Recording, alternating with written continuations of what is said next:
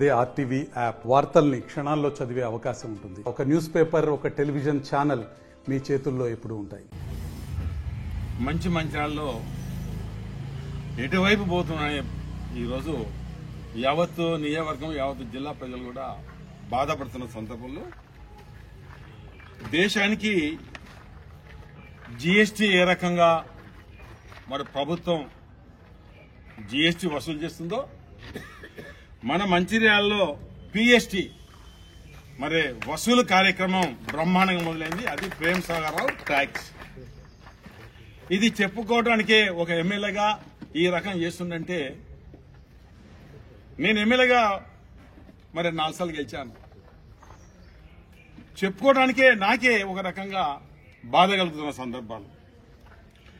ఆయన అగడాలు, ఆయన వసూలు మనం చెప్తూ పోతుంటే ఒకటా రెండా ఏంటిది, అసలు ఎటుపోతుంది? ఎమ్మెల్యే అంటే మార్గదర్శకంగా ఉండాలి. ఈ ప్రాంతంలో పాపం బ్రాండ్ షాపులు పెట్టుకున్నారు.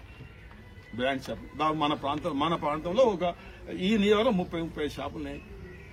ఒక 5-6 రోజుల క్రితం ప్రేమ్ సాగర్ ఎక్సైజ్ అధికారులు ఆఫీసును పిలిపించి నాకు అర్జెంటుగా 10 లక్షలు కావాలి.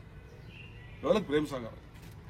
అర్జెంటుగా 10 లక్షలు కావాలి అంటే వాళ్ళని ఎట్లేంటిది, ఉంటావా పోతావా, వసూలు చేయి. ఆ ఎక్సైజ్ అధికారులు మీటింగ్ పెట్టింది అక్కడ ఆఫీసులో. కొంతమంది బ్రాంచ్ షాప్ యజమానులు వేరు. ప్రేమ్ సాగర్ అడుగుతుండు 10 లక్షలు ఇవ్వాలి, నాకు అంత సంబంధం లేదు సార్. మేము 5 వారు పొత్తుల పేదోళ్ళము, నిరుద్యోగులు మేము వసూలు చేసుకుని పొత్తులో పెట్టుకున్నాం. అదేం నాకు తెలియదు. పైసలు ఇచ్చిన పేర్లు ఇస్తాం, పైసలు ఇయ్యాల పేర్లు కూడా ఇవ్వన్నాడట ఆయన. అంటే ఇది ఏంటిది, ఏ వసూలు ఇది? ఒకనాడు జుట్టు పన్ను మా చిన్నతనంలో అరకపట్టి ఉండే, జంగలు పోతేనే పైసలు వసూలు చేసి. అప్పుడు జుట్టు పన్ను, ఇలా జుట్టు పన్ను తలదించే దిశగా, అరకపట్టి తల వంచుకునే దిశగా ప్రేమ్ సాగర్ వసూలు చేస్తలేడా? ఇదే నేను ఈసుగత చెప్తాను దయచేసి. ఇలా ప్రజలకు, ఇలా మేధావులకు, ఇలా వ్యాపారం అందరికి నేను చెప్పడం జరుగుతుంది. ఇది వాస్తవ మాట చెప్తున్నా. మరొక మాట, శ్మశాన వాటిగా 2,60,00,000 నుంచి 11,50,00,000 దానిలో గోల్మాల్, దాని కూడా ఇసిపెట్టేది లేదు. అధికారులు తప్పు చేస్తే డెఫినెట్ గా సస్పెండ్ కాక తప్పదు. వాళ్ళు రిటైర్ అయితే వాళ్ళ ఇది కూడా రికార్డ్ చేస్తాం, వీళ్ళు పెన్షన్ కూడా రికార్డ్ చేస్తాం. అందులో ఏం చేసింది అయ్యాల? మంచాల పిలిపించాడు, మారవాడి సంఘం పిలిపించాడు. దాన్ని మెయింటైన్ చేయాలి. మీ మారవాడి సంఘం నెలకి 1,00,000. మళ్ళా వాళ్ళు ఒప్పుకొని వేరు, వాళ్ళు 3 నెలలు అనుకున్నారట. మళ్ళా వయసును పిలిపించారు. గట్లెట్లా అన్నారు, ఏందే మారవాళ్ళు తక్కన ఒప్పుకున్నారు, మీరెందుకే ఒప్పుకోరన్నారు. వీళ్ళు ఒప్పుకున్నారు, వీళ్ళ కులం 1,00,000. వీళ్ళు డిస్కషన్ ఏమన్నారు, మారవాడి మేము 3 నెలలు అనుకున్నాం, 3.5 సంవత్సరాలు అనుకోలేదు, ఎట్లా అని వాళ్ళు అన్నారు. ఇది వెనక బంగారం దుకాణం పోదు, వాళ్ళు 1,00,000. ఎన్నైనాయా?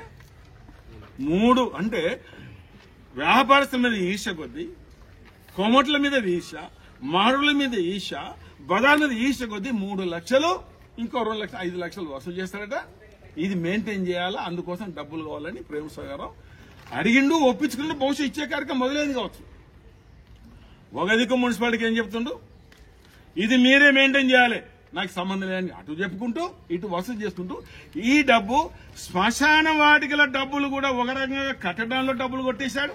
ఇప్పుడు వసూలు చేసి కూడా జేబులో పెట్టుకుని ప్రేమ్ సాగర్ అవునా కాదన్న సంగతి కూడా చెప్పడం జరుగుతుంది. శవాల మీద పేలాలు ఎరుకున్న వ్యక్తి ప్రేమ్ సాగర్ రావు. అవునా కాదు?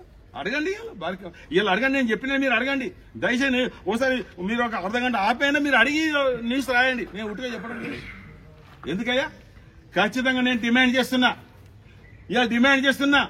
మీరెవరు దయచేసి తీయకండి. ఇంకా ఈ 15 నెలలు అయింది, ఇంకా 45 నెలలు అంటే ఒక్కొక్క సంస్థ 45 లక్షలు ఇవ్వాలి. ఎందుకు, దేనికోసం ఇవ్వాలి చెప్పండి? మున్సిపాలిటీ సంస్థ లేదా? దాదాపు 380 మంది వర్కర్లు ఉండరు. ఒక 5 వర్కర్లు పెడితే పని చేస్తారు, అక్కడ క్లీన్ చేస్తారు. ఈ 5-6 లక్షలు దేనికోసం? ఆయన జేబు కోసం ఇయ్యద్దని చెప్తున్నా. మున్సిపల్ కమిషనర్ చెప్తున్నా, మీరే అది మెయింటైన్ చేయాలి, లేకపోతే నేను రిపోర్ట్ చేస్తా. మీరే మెయింటైన్ చేయాలి. మున్సిపల్ కమిషనర్ చెప్పడం జరుగుతుంది. నేను కాంప్లైంట్ చేస్తున్నా మీ ఐఆర్ ఆఫీసర్ కు, మీరు మెయింటైన్ చేయాలి తప్ప ఇంకోరికి ఇవ్వడానికి వీల్లేదు. ఆ డబ్బు మున్సిపల్ డబ్బు, ఆ డబ్బు ప్రభుత్వ డబ్బు, మరొకరికి ఇవ్వడానికి వీల్లేదు చెప్పడం జరుగుతుంది. ప్రభుత్వం మేము మారిపోతాం. మేము ఉన్నామా? పట్నం నుంచి 20 ఉన్నాం కదా, 24 దాకా ఉన్నాం కదా. నీ ప్రభుత్వం ఉంటుందా? నీ ఎప్పుడు మారుతుంది. మరి పైసలు ఎవరెవరి దగ్గర ఇది ఇవ్వాలి? నువ్వు కానీ, నీ దగ్గర ఉన్న మనుషులు కానీ ఎక్కడెక్కడ డబ్బులు వసూలు చేస్తున్నారు, ఎక్కడెక్కడ సెటిల్మెంట్ చేస్తున్నారు. ఇవన్నీ మళ్ళా 2028లో నువ్వు పెట్టించిన కేసులు, పైసలు తీసుకొని ఫైలు పెట్టించు. వాళ్ళందరితో కేసులు పెట్టించి వడ్డీతో సహా మళ్ళీ కంప్లైంట్ ఇచ్చి పోలీసులను పెట్టించి వాళ్ళందరికీ న్యాయంగా, అది కూడా తప్పు చెబితే ఇప్పారు, అది కూడా న్యాయంగా ఇప్పించే కార్యక్రమం 2028లో అది కూడా చెప్తున్నాను. అది కూడా చెప్తున్నా.